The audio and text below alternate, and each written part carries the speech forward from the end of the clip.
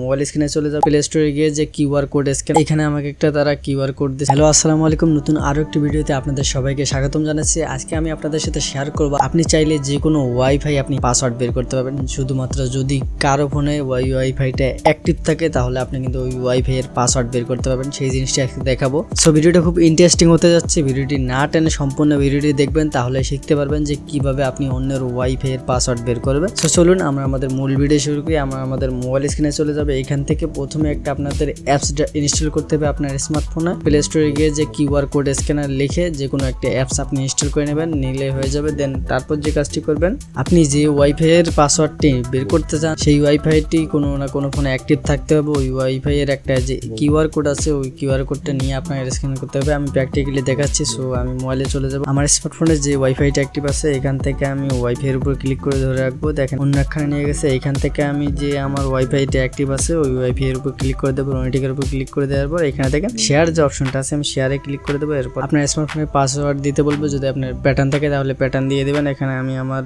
লকটা দিয়ে দিচ্ছি। লকটা দিয়ে দেওয়ার পর তীর চিহ্নতে ক্লিক করে দেবো। এখানে আমাকে একটা তারা কিউআর কোড দিচ্ছে। এই কিউআর কোডটা আমি স্ক্রিনশট দেবো। স্ক্রিনশট আপনারা দিয়ে দিবেন। দিয়ে দেওয়ার পর যে কাজটি করবেন, ব্যাকে চলে আসবেন। ব্যাকে চলে আসার পর যে অ্যাপসটি আপনাদেরকে নামাইতে বললাম, যে কিউআর কোড স্ক্যানার একটা অ্যাপস আপনারা আগে থেকে নামিয়ে রাখবেন প্লে স্টোরে গিয়ে। সেই অ্যাপসটা নামানোর পর এই অ্যাপসে চলে যাবেন। চলে যাওয়ার পর এখানে আপনারা যে কাজটি করবেন, অ্যালাউ করে দিবেন। অ্যালাউ করে দেওয়ার পর আপনার যে স্ক্রিনশটটা নিলাম আমরা ফটোতে চলে যাব। ফটোতে গিয়ে অ্যালাউ করে দেবো এখানে।